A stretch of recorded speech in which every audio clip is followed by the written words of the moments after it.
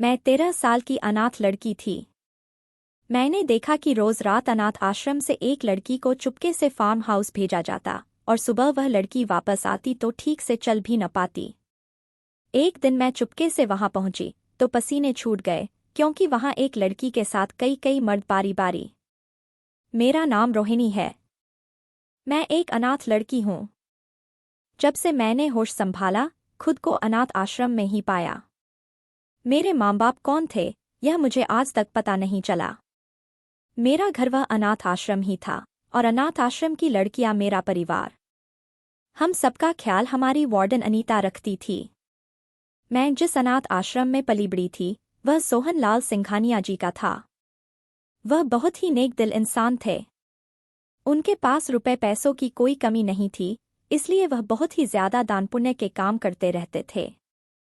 उनके कई सारे आश्रम, अनाथालय और वृद्ध आश्रम थे जहां पर वह मेरे जैसे अनाथ बच्चों, बेसहारा लोगों और बड़े बूढ़ों को रहने की जगह देते थे। न सिर्फ उन्होंने हमें रहने के लिए सर पर छत दी थी, बल्कि तन ढकने के लिए कपड़े और भरपेट खाने के लिए खाना भी दिया था। अनाथ आश्रम में सभी बच्चों का जन्मदिन एक निश्चित दिन पर मनाया जाता था। उस दिन सोहन लाल जी अपनी पत्नी के साथ हमारे अनाथ आश्रम में आते थे और हम सभी बच्चों का केक काटकर जन्मदिन मनाते थे। वह दिन हम सभी अनाथ बच्चों की जिंदगी का सबसे खुशहाल दिन हुआ करता था। मुझे आज भी याद है जब मैं 11 साल की थी तब जब हम सभी अनाथ बच्चों का जन्मदिन मनाया जा रहा था। उस दिन सोहन लाल जी अपने बेटों के साथ आए थे। उनके बेटों को देखकर हम सब हैरत में पड़ गए थे क्योंकि इतने सालों में हमें यह पता ही नहीं चला था कि उनके भी बच्चे हैं। लेकिन जब वह अपने बेटों को लेकर आए तो उन्होंने हमें उनसे मिलवाया। उनके बेटे बहुत ही अच्छे थे। उन्होंने हमारे साथ खूब सारे खेल खेले और हमें खूब हंसाया। अनाथालय की सभी लड़कियां उनके साथ बहुत खुश थीं। हमें बिल्कुल भी ऐसा नहीं लगा कि वह इतने अमीर परिवार के लड़के हैं जो हमारे जैसे अनाथ बच्चों के साथ बिल्कुल ऐसे घुल मिल गए हैं जैसे उनकी हमसे कोई पुरानी जान पहचान हो। मैं भी अनाथ आश्रम में बहुत खुश थी। कभी कभी मुझे अपने माँ बाप की याद आती थी। दिल करता था कि काश मुझे भी पता चल पाता कि मेरे मम्मी पापा कौन थे, लेकिन यह नामुमकिन था। पर मैं जब भी दुखी होती तो मैं अपनी बेस्ट फ्रेंड सरिता के गले लगकर खूब रो लेती। इस दुनिया में मेरा अगर कोई अपना था तो वह मेरी बेस्ट फ्रेंड सरिता और वार्डन नीता दीदी थी। सब कुछ ठीक चल रहा था। हम लोग हर रोज अपनी पढ़ाई लिखाई करते और उसके बाद अनाथ आश्रम के जो भी जरूरी काम होते उनमें भी हाथ बटाते। शाम को थोड़ा बहुत खेलकूद करने के बाद हम फिर से पढ़ने बैठ जाते और फिर रात का खाना खाकर सो जाते। लेकिन फिर इस सब की शुरुआत उस एक रात से हुई। उन दिनों हमारी परीक्षाएं चल रही थीं। मैं शुरू से ही पढ़ने में बहुत अच्छी थी और बहुत मेहनती थी। रात में जागकर मुझे पढ़ना ज्यादा पसंद आता था, इसलिए मैं दिन की अपेक्षा रात में ही बैठकर पढ़ती थी क्योंकि रात में ज्यादा शांति होती थी। मैं करीब 2-3 घंटे से पढ़ बहुत थक गई थी, तो इसलिए मैंने सोचा क्यों ना बालकनी में जाकर थोड़ी देर के लिए हवा खा लूं। उस वक्त रात के करीब 12 बज रहे होंगे। हल्की हल्की सी ठंडी हवा चल रही थी। मैं वहीं बालकनी में चुपचाप खड़े होकर हवा का आनंद लेने लगी। तभी अचानक से मुझे हल्की सी रोशनी दिखाई दी। अनाथ आश्रम में कोई गाड़ी अंदर आ रही थी। गाड़ी को देखकर मैं थोड़ा हैरत में पड़ गई कि आखिर इतनी रात में अनाथ आश्रम में कौन आया था। बाहर बहुत ज्यादा अंधेरा था। कुछ भी दिखाई नहीं दे रहा था। किसी का भी चेहरा बिल्कुल भी नहीं दिख रहा था। बस सिर्फ इतना समझ आ रहा था कि कितने लोग हैं। जैसे ही गाड़ी रुकी उसकी लाइट्स बंद हो गई। उसमें से 2 आदमी बाहर निकले और निकलते ही अनाथ आश्रम के अंदर चले गए। मैं जिज्ञासावश वहां चुपचाप खड़ी रही, यह देखने के लिए कि आखिर वह लोग यहाँ पर क्यों आए हैं। करीब 5 मिनट के बाद ही वह लोग अनाथ आश्रम की एक लड़की को दोनों तरफ से पकड़कर लेकर जा रहे थे। वह लड़की पूरी कोशिश कर रही थी कि वह ना चले, लेकिन वह लोग उसे जबरदस्ती घसीट रहे थे और शायद उन्होंने उसका मुंह किसी चीज से कसकर बंद कर रखा था, इसलिए सिर्फ हूहू की आवाज अजीब सी उसके मुंह से आ रही थी। वे दोनों आदमी उस लड़की को गाड़ी की तरफ लेकर जा रहे थे, लेकिन इधर-उधर भी देख रहे थे। जब मैंने यह सब होते हुए देखा तो मैं बुरी तरह से घबरा गई और नीचे बैठ गई। उसके बाद मैं थोड़ा सा उचककर दीवार से देखने लगी तो मैंने वार्डन दीदी को देखा। वह उन दोनों आदमियों से कुछ बात कर रही थी और वह भी बार बार आसपास नजर दौड़ा रही थी। उसके बाद वह आदमी गाड़ी लेकर कहीं चले गए और वार्डन दीदी आश्रम के अंदर आ गई। एक बार फिर से बिल्कुल सन्नाटा पसर गया। मेरे दिमाग ने तो काम करना बंद ही कर दिया। मुझे यह सब समझ ही नहीं आया कि आखिर यह सब क्या है। मैं चुपचाप अंदर कमरे में आ गई और अपने बिस्तर पर आकर लेट गई। कुछ देर मैं यह सब सोचती रही, फिर ना जाने कब मेरी आंख लग गई और सीधा सुबह ही उठी। सुबह जब मैं उठी तब मुझे रात में मैंने जो कुछ देखा वह अचानक से याद आया। जब हम सभी लोग पढ़ने के लिए अनाथ आश्रम के स्कूल में इकट्ठा हुए तो सभी लड़कियों को देखकर मुझे यह जिज्ञासा होने लगी कि आखिर वह लड़की इनमें से कौन थी। लेकिन मुझे कुछ भी समझ नहीं आ रहा था। मैं यही सोच रही थी कि आखिर इतनी रात को किसी लड़की को वह दो आदमी कहाँ और क्यों लेकर गए थे और वह इस तरह से इधर-उधर क्या देख रहे थे। इस तरह दिन, महीने और साल बीते। इस समय के दौरान मैंने इस घटना को कई बार देखा, लेकिन इसे समझ पाना मेरे लिए बहुत कठिन था कि आखिर अनाथ आश्रम की लड़कियों को वार्डन दीदी इतनी रात को कहाँ भेज देती हैं, और वहाँ दो आदमी जो हैं वह कौन होते हैं, और क्या वह लड़कियां वापस नहीं आती। पर मुझे ऐसा कभी नहीं लगा कि अनाथ आश्रम की कोई भी लड़की कभी गायब हुई हो। फिर आखिर लड़कियां कहाँ और क्यों जाती थीं।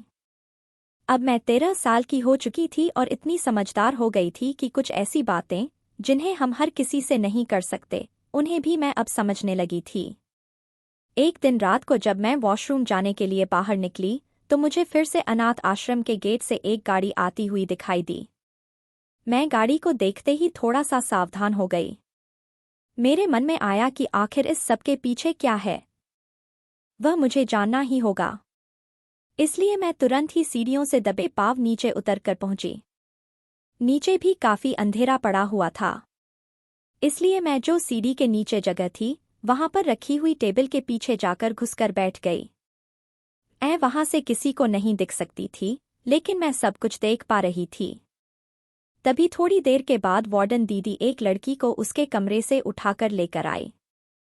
वह बेचारी बहुत गहरी नींद में सो रही थी, इसलिए उसे बार बार जम्हाई आ रही थी। वह वार्डन दीदी से पूछ रही थी कि उन्हें उससे इतनी रात को क्या काम है। वार्डन दीदी ने उससे कहा, तुम थोड़ा मेरे साथ बाहर चलो, फिर मैं तुम्हें बताती हूँ कि क्या काम है। वह जैसे ही उनके साथ बाहर जाने लगी तभी अचानक से दूसरे कमरे से दो आदमी निकले और उन्होंने उसका मुंह कसकर दबा दिया और उसके मुंह में कपड़ा ठूंस दिया। वह चिल्लाने की कोशिश करने लगी, लेकिन उन्होंने उसके हाथ कसकर पकड़ लिए। वह अपने आप को छुड़ाने की कोशिश कर रही थी, लेकिन उन्होंने उसे बहुत बुरी तरह से जकड़ रखा था। वह उसे घसीटते हुए बाहर ले जाने लगे। वार्डन दीदी भी उनके पीछे पीछे घबराई हुई चली गई। उसके बाद मैं भागकर दरवाजे के पास पहुंची और दरवाजे की ओर से मैंने झांक कर देखा तो उन्होंने उस लड़की के हाथ बांध दिए थे और उसे गाड़ी के अंदर धकेल दिया था। वार्डन दीदी दोनों आदमियों से कुछ बात कर रही थी। उसके बाद वह दोनों आदमी वहां से चले गए और वार्डन दीदी घबराई हुई सी चुपचाप इधर-उधर देखती हुई अंदर चली आई। उनके अंदर आने से पहले ही मैं वापस मेज के पीछे जाकर बैठ गई थी। जब वार्डन दीदी अपने कमरे के अंदर चली गई तो मैं तुरंत ही लपककर सीढ़ियों से ऊपर अपने कमरे में पहुंच गई। अब तो मुझे वार्डन दीदी पर शक होने लगा। मुझे लगा कि वह जरूर कोई गलत काम कर रही हैं और लड़कियों के साथ वह कुछ गलत करवा रही हैं। अगले दिन जब मैं झूला झूल रही थी तभी मेरी नज़र अचानक से उस लड़की पर पड़ी। वह बहुत ही उदास लग रही थी और अपने कमरे के बाहर बालकनी में कुर्सी पर बैठी हुई थी और अपना सर बालकनी की दीवार पर टिका रखा था। आज अनाथ आश्रम की सारी लड़कियां स्कूल में पढ़ने आई थी, लेकिन वह नहीं आई थी। इस टाइम लंच हुआ था। सभी लोग खेलने कूदने में व्यस्त थे। मैं सबकी नज़र से छुपते हुए तुरंत ही ऊपर पहुंची। मैंने उस लड़की से कहा, तुम आज स्कूल क्यों नहीं आई? तो वह कहने लगी, मेरी आज तबीयत ठीक नहीं है। उसके शब्द लड़खड़ा रहे थे। मैंने पूछा, तुम्हारी तबीयत को क्या हुआ? तो बोली, कुछ नहीं, बस पेट में दर्द है। मैंने उसे कहा, कल रात को तुम कहाँ गई थी? मेरे सवाल से वह बुरी तरह से घबरा गई और मुझसे बोली, तुम्हारा दिमाग खराब हो गया है। मैं रात में कहाँ जाऊंगी? हम सब तो यहीं रहते हैं। इस दुनिया में हमारा आखिर है ही कौन जिससे हम मिलने जाएं? मैंने कहा, तुम झूठ बोल रही हो।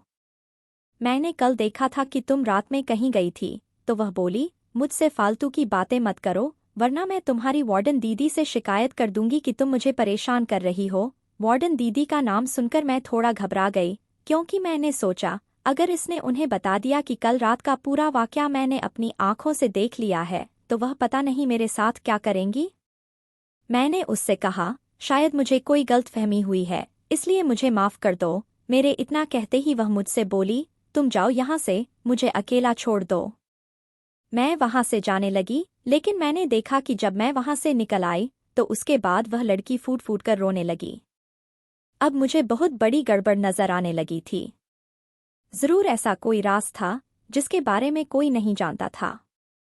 लेकिन मुझे समझ नहीं आ रहा था कि यह लड़की आखिर इस बात को छुपा क्यों रही है। अगर उसके साथ कुछ गलत हुआ है, तो वह सबको बताती क्यों नहीं। कुछ दिन यूं ही गुजरते रहे। एक दिन मैं सो रही थी। हमारे यहाँ अनाथ आश्रम में हर कमरे में 4 लड़कियां रूम शेयर करके रहती थीं, और मेरी बेस्ट फ्रेंड सरिता मेरे रूम में ही रहा करती थी। रात के करीब 12 बज रहे होंगे, तभी मुझे हल्की सी खुसफुसाहट सुनाई दी, जिससे मेरी आंख खुल गई। मैंने जब नज़र उठाकर देखा, तो वार्डन दीदी मेरी बेस्ट फ्रेंड सरिता को कहीं पर लेकर जा रही थीं। यह देखकर मैं बुरी तरह से घबरा गई। मुझे लगा कि कहीं वह मेरी दोस्त के साथ भी तो वही सब नहीं करने वाली। मैं भी तुरंत उनके पीछे भागी, लेकिन वार्डन दीदी ने कमरे के दरवाजे को बाहर से लॉक कर दिया था। अब तो मैं बुरी तरह से घबरा गई।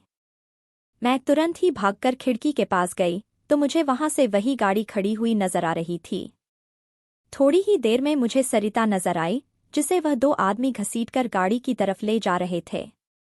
कुछ पल बीतते ही वह सरिता को लेकर वहां से चले गए, और मैं कमरे में बिल्ख बिल्ख कर रोती रह गई। मैं अपनी सहेली को बचाने के लिए कुछ भी नहीं कर पाई। मुझे वार्डन दीदी पर बहुत ज्यादा गुस्सा आ रहा था। मेरा जी चाह रहा था कि मैं उनका सर फोड़ डालूं। पूरी रात मैं बिस्तर पर लेटे लेटे रोती रही और सरिता के बारे में ही सोचती रही। सुबह जब मेरी आँख खुली, तो मैं बुरी तरह से घबरा कर उठी। मैंने सामने देखा, तो सरिता बिस्तर पर थी। मैं तुरंत ही भागकर उसके पास गई, तो उसकी हालत मुझे ठीक नहीं लग रही थी। उसे बुखार आ गया था। मैंने उसे तुरंत ही दवा दी। उसने कहा कि उसे बहुत तेज शरीर में दर्द हो रहा है, इसलिए आज मैं उसे ना उठाऊं। उसके शरीर पर चोट के निशान थे, बहुत सारे नाखूनों के। उस वक्त मैंने उससे कुछ भी नहीं कहा, लेकिन पूरे दिन मेरे दिमाग में सरिता के ख्याल ही चलते रहे। शाम को मैंने सरिता से बात करने की कोशिश की। मैंने उसे कहा, तुम रात में वार्डन दीदी के साथ कहाँ गई थी? तो उसने कहा, मैं तो कहीं भी नहीं गई थी। मैं पूरी रात यहीं पर थी। मैंने उसे कहा, तुम मेरी सबसे अच्छी दोस्त होकर मुझसे झूठ बोल रही हो। तुम मुझसे झूठ क्यों बोल रही हो? उसने कहा, रोहिणी, तुम्हें कुछ गलतफहमी हुई है। मैं तुमसे झूठ क्यों बोलूंगी? मैं सच कह रही हूँ, मैं कहीं भी नहीं गई थी। मैंने कहा, अच्छा, मैंने तुम्हें खुद अपनी आंखों से जाते हुए देखा था। और फिर तुम्हारी यह हालत कैसे हुई? मुझे साफ साफ बताओ कि तुम कहाँ गई थी और वहाँ तुम्हारे साथ क्या हुआ, जिससे तुम्हारी तबीयत इतनी खराब हो गई, और यह नाखूनों के निशान कैसे? तो बोली, यह मुझसे ही लग गए हैं। मैंने कहा, यह हो ही नहीं सकता, लेकिन सरिता ने मेरी किसी भी बात को नहीं माना। उसने मेरी सारी बातों को झूठ दे दिया और गलतफहमी का नाम दे दिया। उस दिन के बाद से सरिता बहुत ही ज्यादा उदास रहने लगी, और वह मुझसे अब ज्यादा बात भी नहीं करती थी। लेकिन अब मुझे किसी भी हाल में सच जानना ही था, क्योंकि मैं अब यह सब होता हुआ नहीं देख सकती थी। वार्डन दीदी ने मेरी सबसे अच्छी दोस्त के साथ बहुत बुरा किया था, और अब मैं उन्हें भी सजा दिलाना चाहती थी। लेकिन उससे पहले मुझे यह पता करना होगा कि आखिर इस सब के पीछे चल क्या रहा है। 2-3 दिन के बाद ही मुझे फिर से गाड़ी की आवाज़ सुनाई दी। मैं तुरंत ही भागकर बालकनी में गई, तो वह दोनों आदमी अनाथ आश्रम के अंदर जा चुके थे। मैं दूसरी तरफ वाली सीढ़ियों से उतरकर गाड़ी के पास झट से पहुंच गई। जब मैंने देखा कि दोनों आदमी अंदर जा चुके हैं और आसपास बाहर कोई भी नहीं है, तो मैंने गाड़ी की डिग्गी को खोला और शॉल ओढ़कर चुपचाप लेट गई। थोड़ी देर के बाद मुझे कुछ आवाज़ सुनाई दी। किसी लड़की के हुहू की आवाज़ आ रही थी और वार्डन दीदी उन दोनों आदमियों से कह रही थी, सुबह का सूरज उगने से पहले ही इसे सही सलामत वापस ले आना। ध्यान रखना कि इसे कुछ भी ना हो। उन आदमियों ने कहा, फिक्र मत करो, हम इसे यहाँ छोड़ जाएंगे। आखिर काम तो सिर्फ रात भर का ही है। मज़े तो रात में आते हैं, दिन में कहाँ मज़े आते हैं। और फिर वह ठहाका लगाकर हंसने लगे। उसके बाद उन्होंने उस लड़की को बांधकर गाड़ी की सीट पर डाल दिया। वह बेचारी उस सीट पर पड़ी पड़ी छटपटा रही। करीब आधे घंटे बाद हम लोग किसी जगह पर पहुंच गए। वहां गाड़ी जाकर रुक गई। मैं चुपचाप सीट के नीचे लेटी हुई थी और मुझे आसपास की आवाज़ों से ऐसा लग रहा था जैसे वहां बहुत तेज तेज गाने बज रहे हों और काफ़ी सारे लोग हों। जब मैंने देखा कि वह लोग उस लड़की को लेकर कहीं चले गए, तो मैंने गाड़ी के कांच से झांक कर देखा। मुझे बाहर कोई भी नजर नहीं आया। बस एक बहुत बड़ा सा घर नजर आया, जिसमें अंदर से बहुत सारी रोशनी आ रही थी, लेकिन उसके सारे खिड़की दरवाजे पूरी तरह से बंद थे। पहले मैंने सोचा कि मैं गाड़ी से बाहर नहीं निकलूंगी। मेरी भी हालत खराब हो रही थी। लेकिन गाड़ी में बैठे बैठे यह कैसे पता चल सकता है कि इस जगह पर लड़कियों को रोज क्यों लाया जा रहा था। फिर मैंने अपनी सहेली की खातिर हिम्मत जुटाई और धीरे से गाड़ी की डिग्गी खोलकर बाहर निकली। सबसे पहले मैंने चारों ओर देखा तो मुझे वहां कोई भी नजर नहीं आया। उस घर के चारों ओर बहुत बड़े बड़े पौधे रखे हुए थे। मैं जल्दी से भागकर उन पौधों के पास छुपकर बैठ गई। अब मुझे समझ नहीं आ रहा था कि मैं अंदर कैसे जाऊं, क्योंकि चारों तरफ से खिड़की दरवाजे तो बंद ही थे और खिड़कियों पर पर्दे भी पड़े हुए थे। तभी अंदर से उसी लड़की के चीखने चिल्लाने की आवाज़ें आने लगीं। वह बुरी तरह से रो रही थी और गिड़गिड़ा रही थी। वह कह रही थी, भगवान के लिए मुझे छोड़ दो। लेकिन कुछ आदमी बुरी तरह से हंस रहे थे और कह रहे थे, अरे यही तो मौका है मज़े करने का, इसलिए अपनी बकवास बंद कर और चुपचाप हमारे पास आ। बहुत ज्यादा समय नहीं है हमारे पास। वह लड़की लगातार बेचारी रोए जा रही थी। उसके बाद उन लोगों ने पता नहीं उसके साथ क्या करना शुरू किया कि वह बुरी तरह से चीखने चिल्लाने लगी। मैंने हिम्मत जुटाकर खिड़की के कांच से अंदर देखने की कोशिश की, लेकिन पर्दा पड़ा हुआ था, जिसकी वजह से मुझे कुछ नहीं दिख रहा था। तभी अचानक से हवा से पर्दा हिला और अंदर का नज़ारा देखकर मेरे हाथ पैर बुरी तरह से कांपने लगे। वह लड़की कुछ भी नहीं पहने हुए थी। ऐसा नज़ारा देखकर मेरी टांगें कांपने लगीं। मैं समझ गई कि वह लोग उसकी इज्जत। उस लड़की को करीब 15 से 20 आदमियों ने चारों तरफ से घेर रखा था, जो किसी राक्षस की तरह हंस रहे थे और उसे नोचने की कोशिश कर रहे थे।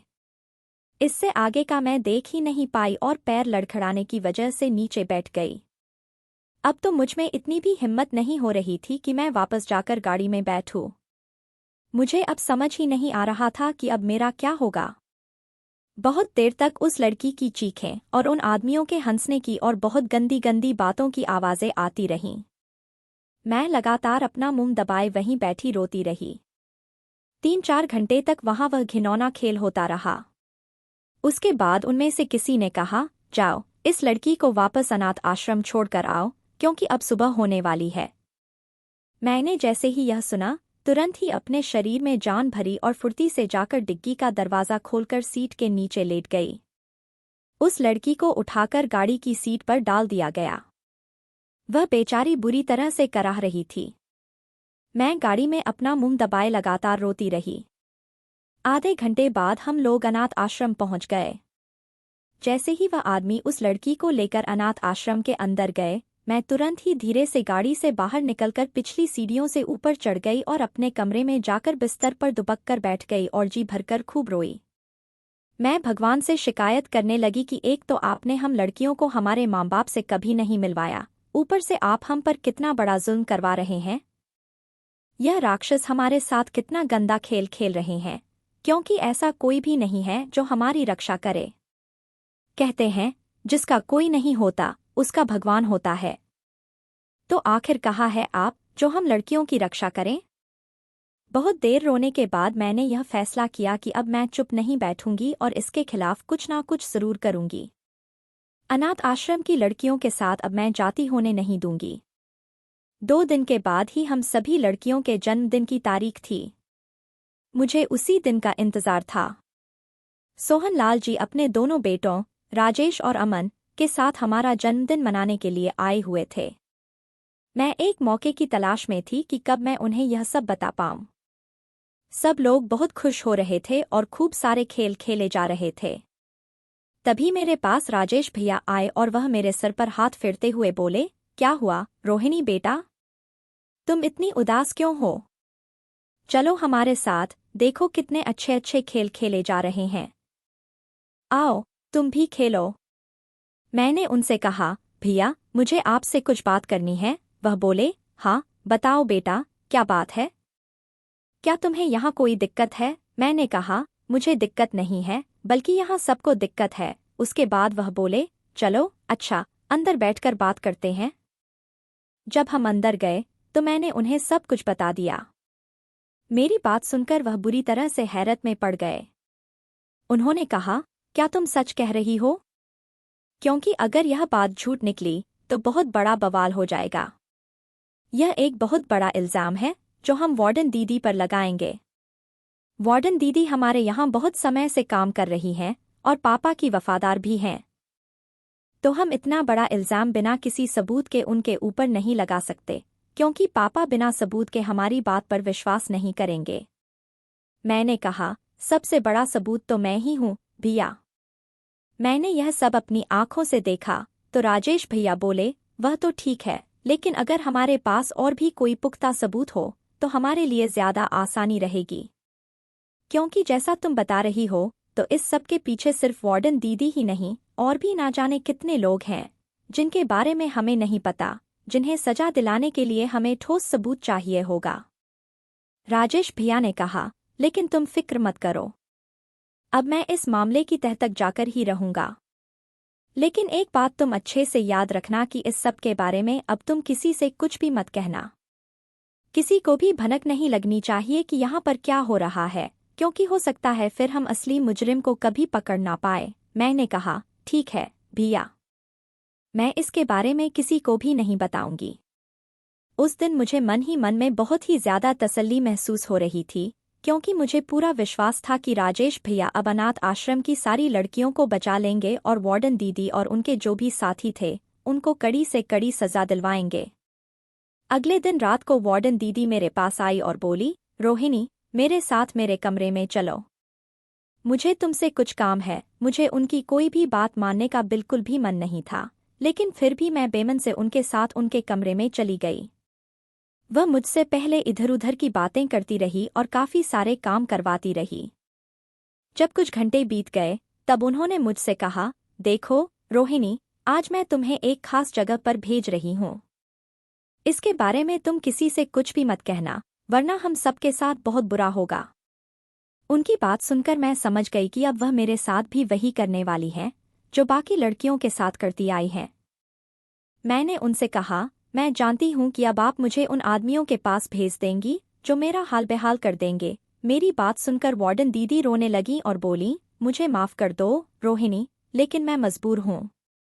मैंने कहा, आपको शर्म नहीं आई? आप हमारी माँ के जैसी हैं, लेकिन आप अपनी ही बच्चियों के साथ कितना गलत कर रही हैं। तो वह मेरे आगे हाथ जोड़कर बोली, अगर मैं तुम लोगों के साथ यह सब नहीं होने दूंगी तो वह लोग मेरी बेटी को छोड़ेंगे नहीं। अपनी बच्ची को बचाने के लिए मुझे तुम सबकी कुर्बानी देनी पड़ रही है। मैंने वार्डन दीदी से कहा, आपको क्या लगता है कि आपकी बच्ची इस तरह से बच जाएगी? आप ही कहती हैं ना कि भगवान बुरे कर्मों की सजा हर इंसान को इसी जन्म में देता है। आपके बुरे कर्मों की सजा भी आपको इसी जन्म में मिलेगी। अपनी जिस बेटी को बचाने के लिए आप दूसरी बेटियों का यह हाल करवा रही हैं, एक दिन आपकी उस बेटी का भी यही हाल होगा। मेरी बात सुनकर वार्डन दीदी एक जगह पर जम गईं। तभी दरवाजे से वही 2 आदमी आए और मुझे जबरदस्ती घसीटकर उठाकर ले गए। थोड़ी ही देर के बाद मैं भी उसी जगह पर थी। उन लोगों ने मेरे सारे कपड़े फाड़कर निकाल दिए। मैं बुरी तरह से चीख रही थी। मन ही मन में यही सोच रही थी कि राजेश भैया ने अभी तक कुछ क्यों नहीं किया। अगर आज वह यहाँ समय से नहीं आए तो मेरा क्या होगा। यह सब तो मुझे गिद्ध की नज़र से देख रहे थे। जब मैंने इधर-उधर भागने की कोशिश की तो वह मुझे बुरी तरह से पीटने लगे। मैं उनके आगे हाथ पैर जोड़ रही थी और भीख मांग रही थी कि मैं तो तुम्हारी बेटी के समान हूँ, मुझे छोड़ दो। लेकिन उन सब ने मुझे चारों ओर से घेर लिया। जब मुझे कुछ भी समझ नहीं आया तो मैं गला फाड़-फाड़ कर चिल्लाने लगी, राजेश भैया, मुझे बचाइए। राजेश भैया, मुझे बचाइए। तभी मुझे एक आवाज़ सुनाई दी, जिसे सुनकर मैं भौचक्की रह गई। वह आदमी जब हटे तो उनके पीछे राजेश भैया ही खड़े थे। वह बोले, लो रोहिणी, मैं ना गया तुम्हें बचाने के लिए। उन्हें देखकर मैं बहुत ज्यादा खुश हो गई और भागकर उनके गले लग गई। लेकिन तभी उन्होंने मुझे भी बिल्कुल उसी तरह से छुआ जैसे कि बाकी के वह आदमी छू रहे थे। यह देखकर मेरे ऊपर बिजली गिर गई। मैंने कहा, भैया आप यह क्या कर रहे हैं? तो उन्होंने मेरे बाल कसकर पकड़े और बोला, वही कर रहा हूँ जो तेरे साथ करना चाहिए। तुझे क्या लगा कि तुझे हमारे बारे में सब कुछ पता चल गया? यह सब जो कुछ यहाँ हो रहा है वह सब मैं ही तो करवा रहा हूँ। तभी मैंने पीछे से अमन को भी देखा। यानी कि राजेश और अमन दोनों लोग ही इस सब में शामिल थे। अब तो मुझे कुछ भी समझ ही नहीं आ रहा था। मेरी बची कुची उम्मीद भी पूरी तरह से खत्म हो चुकी थी। जिसको मैं रक्षक समझ रही थी वही भक्षक निकला। यह सब देखने के बाद मेरे शरीर में जान ही नहीं बची और मैं धड़ाम से वहीं जमीन पर गिर गई। और वह सब मेरे ऊपर बुरी तरह से एक साथ टूट पड़े। मैं जिंदा लाश बनी हुई जमीन पर आंखें बंद करके लेटी हुई थी। मेरी आंखों से लगातार आंसू गिर रहे थे। मैं मन ही मन में भगवान से भीख मांग रही थी कि आज तो कम से कम इस अनाथ की पुकार सुन ले।